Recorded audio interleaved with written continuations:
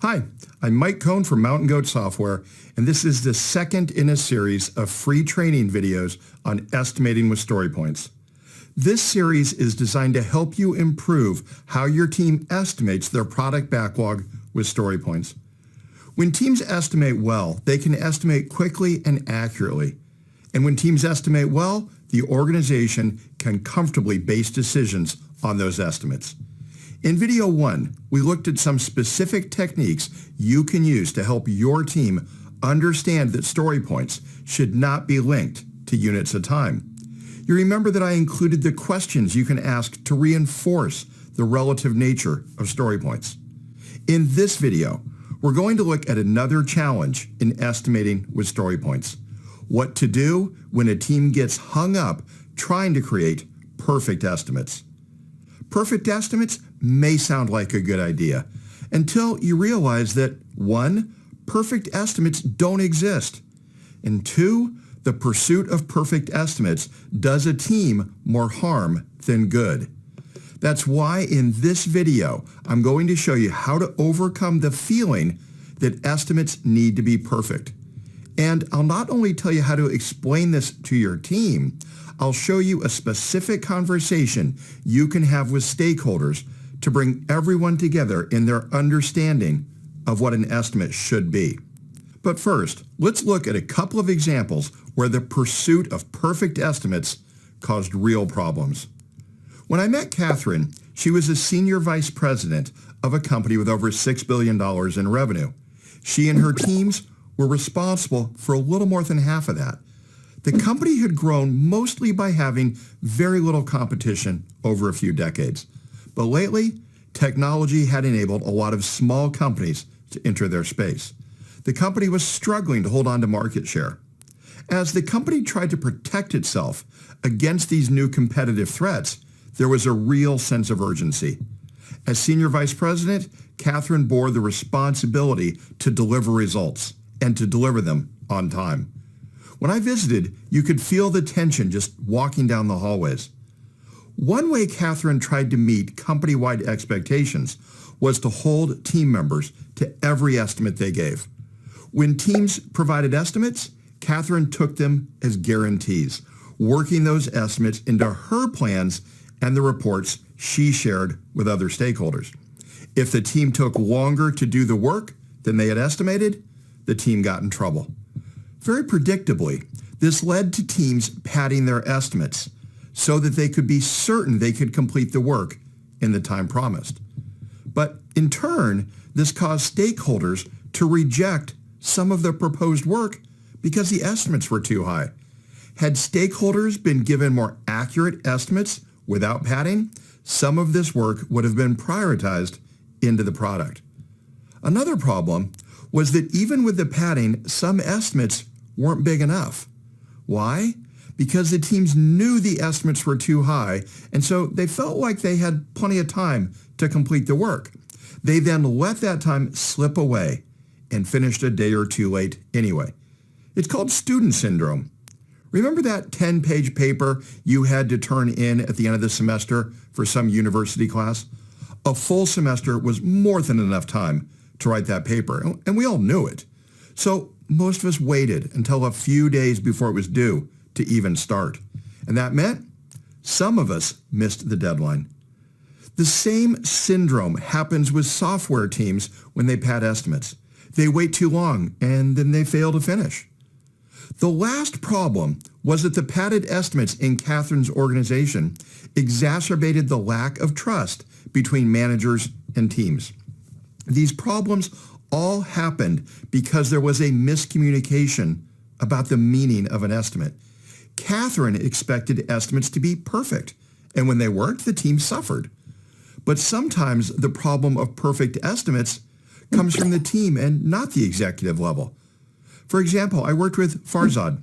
Farzad wasn't a senior vice president. He was an agile coach at a different organization.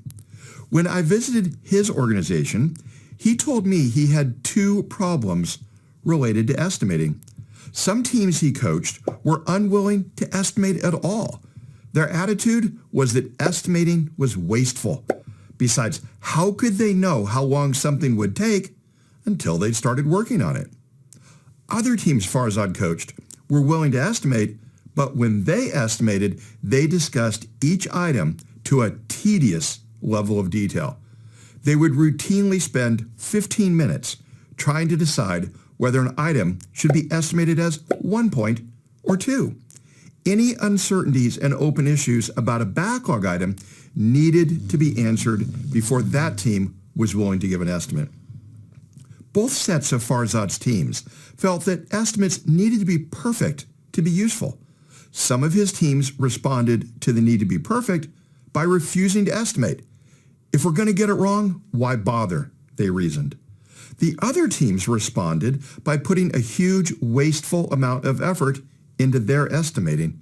And guess what? Their estimates weren't going to be perfect either. These are just a few examples of the problems I've seen when teams try to create perfect estimates. And I'm sure you've seen similar problems on your team. But knowing there will be problems doesn't get rid of the pressure to make estimates perfect. Sometimes that pressure comes from ourselves. We want to do a good job. We want to be right and meet the expectation we set with an estimate. Other times, though, the pressure comes from outside, from bosses, clients, customers, or stakeholders. Think about the first story I shared about Catherine, the senior vice president, who told teams they had to meet each estimate they provided. That creates the feeling that estimates need to be perfect, which is what Farzad was seeing with his teams. If you've experienced these problems with your team, you're not alone. Many teams struggle to estimate well and to treat estimates as what they are, estimates, not guarantees. What solves these problems is a shared understanding about estimates, their accuracy, and what they're good for. If you faced problems from executives demanding perfect estimates or team members trying to make their estimates perfect, there are some practical solutions you can try. I'm going to share 4 of those with you in this video. The first way to create this shared understanding is to get everyone on the team to agree on the type of estimate they're giving. If you ask a room full of team members to estimate something, some of them will give you a worst case estimate. This type of estimate assumes everything goes wrong. People who like to estimate the worst case are trying to provide an estimate that is safe. They know they can beat it 99.9% of the time. Others in the room may provide an optimistic or best case estimate. This is often one in which estimators assume most things go as planned. And a team may only beat an optimistic estimate 10% of the time. Now, think about these folks estimating in a room together. The worst case estimator argues for a very high estimate. The best case estimator argues for a very low estimate. No wonder teams struggle to agree on an estimate. No wonder estimating takes longer than it should. No wonder some teams, such as at Farzad's company, want to just stop estimating altogether. I see a lot of Agile coaches and Scrum Masters who try to get a team to talk through their differences. Why does one person think the item is big? Why does another person think it's small? They'll focus all this effort into investigating different opinions about the work and what needs to be done. What these coaches and Scrum Masters need to do instead is to back up a step and get everyone estimating the same thing. Until a team does that, one person's best case estimate is very unlikely to equal someone else's worst case. I've mentioned best case and worst case estimates, but there are other possibilities. Before deciding what type of estimate is best, let's put them on a graph. This graph shows the number of story points across the horizontal axis and the likelihood of finishing in that amount of effort on the vertical axis. The line is shaped as a log normal distribution. It's like a ski slope. There's a very small probability of finishing really quickly. The top of the ski slope is the most likely amount of time, then quickly falling off and stretching out to indicate the chance of an item taking a really long time to do. This is how most time-based tasks are distributed. To see why, think about ordering a pizza to be delivered tonight for dinner. There's a certain amount of time that represents a most likely estimate. And there are a few things that can speed that up. The restaurant isn't busy. They just finished cooking a pizza exactly like you ordered that no one else wants. A delivery driver is immediately available, and so on. But there's an infinite list of things that could make your pizza delivery take longer. The restaurant is out of tomatoes. No driver is available, and when he is, there's bad traffic on the way to you. Your order gets lost, and so on. This gives the chart its shape and means the most likely estimate is more to the left. The median estimate is the team's 50-50 point. Half the time, they will finish faster than the estimate, but also half the time, they'll take longer. Finally, a risk-averse estimate is one that some team members will give instead of a worst-case estimate. This type of estimate often comes from someone who knows the absolute worst case has to include everything going wrong, and also knows how unlikely that is. But still wishing to be conservative, this person will provide a risk-averse estimate. Think about a risk-averse estimate being beaten in perhaps 90% of all cases, whereas a worst-case estimate should cover perhaps 99% of all cases. Your job is to have this discussion with your team. What type of estimate have they been making? What type of estimate can everyone agree to provide going forward? I recommend having team members agree to provide either most likely or median estimates of the effort. A most likely estimate is the number of story points that team members think an item will most likely be. The median estimate is the number of points that is equally likely to be too low or too high. After the team has chosen whether to estimate median or most likely values, you have to talk about this with stakeholders. In general, stakeholders, whether bosses, customers, clients, or others, get a bad reputation for not understanding that estimates are not guarantees. I even mentioned that earlier in this video. But here's why they often think our estimates are guarantees. We haven't told them otherwise. Stakeholders probably have some informal version of that graph in their minds, and they assume they're being given the risk-averse or worst-case estimate. I'm sure most understand that an estimate isn't truly a guarantee and that the work would take longer. But they probably think that will happen in 1% or 10% of the cases.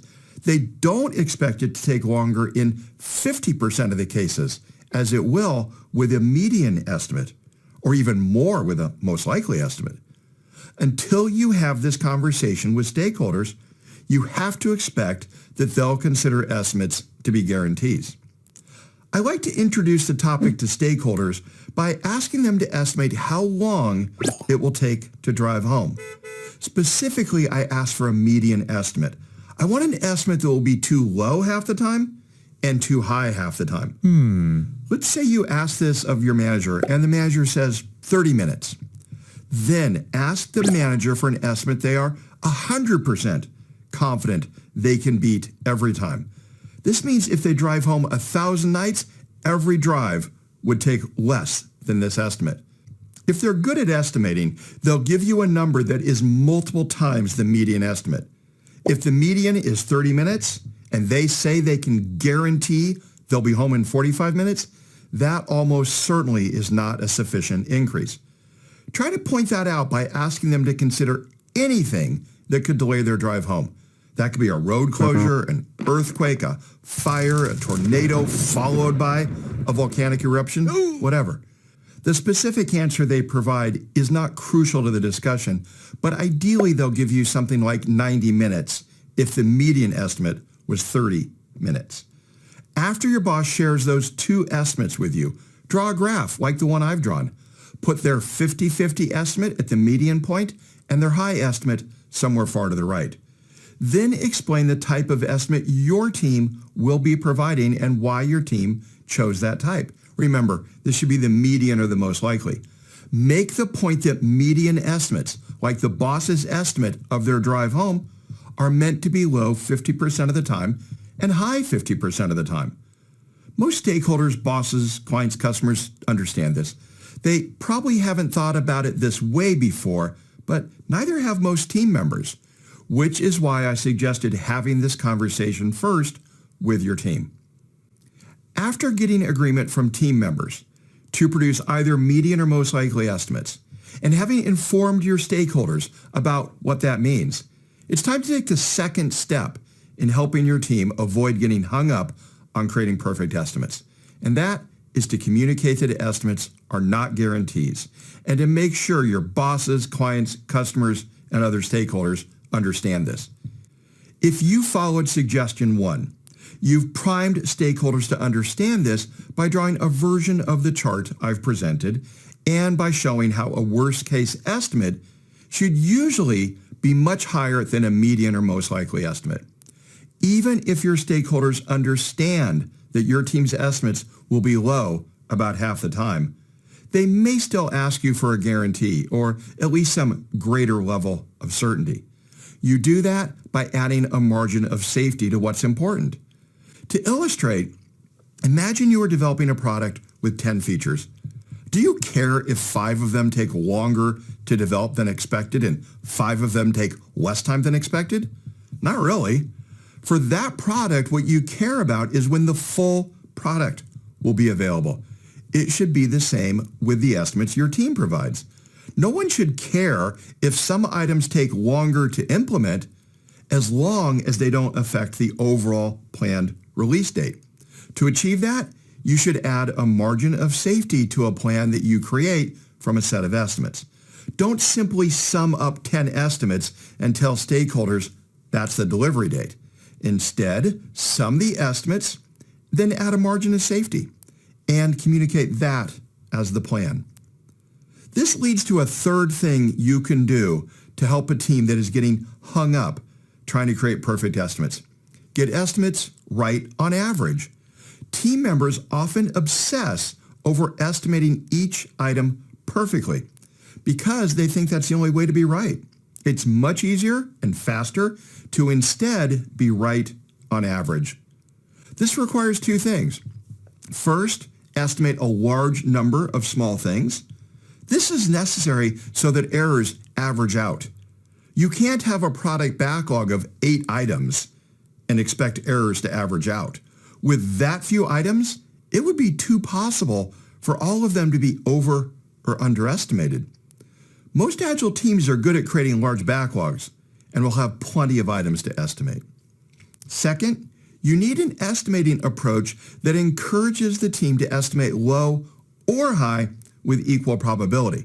A big problem is that most teams underestimate much more often than they overestimate. Teams that do this need to incorporate techniques that help balance overestimating with underestimating. Planning poker is one such technique. In planning poker and techniques like it, teams estimate with a predefined set of values. Most common is the Fibonacci sequence, 1, 2, 3, 5, 8, and 13. I coach teams to visualize values like that as buckets. Each bucket can hold estimates up to its size. With 5 and 8 point buckets, that means items that a team would like to estimate as 6 or 7 points go into the 8 point bucket, since a 6 point item would make a 5 point bucket overflow. This means teams have a slight tendency to round up. Something the team would like to estimate as a 6 will get estimated as an 8 instead. This occasional rounding up or pessimistic bias helps counter the tendency many teams have to underestimate. And it means the team is likely to balance under and overestimating. This is important because a Scrum Master or coach can use the history of balance to encourage a team to stop trying to be perfect on every item it estimates. To some extent, it reframes the question from what estimate do we put on this item to what bucket does this item belong in. That slight reframing can ease team members' concerns about being perfect, and it speeds up the estimating process while simultaneously improving the estimates. A fourth way to help a team not get hung up on creating perfect estimates is helping them select the right set of numbers to use when estimating. Basically, don't force a team to choose between estimates that are too close to one another. I don't care how good a team is at estimating, they cannot tell the difference between 42 and 43 story points. That's a 1-point difference, and it's too small to distinguish. But what about team members arguing whether something should be estimated as 1 or 2? I mentioned earlier that team members often find that kind of question frustrating to debate. I'd find it frustrating too. But arguing 1 versus 2 is worth a little bit of time. After all, the 2 does represent twice as much effort. This wouldn't be significant if there were only one product backlog item up for this debate.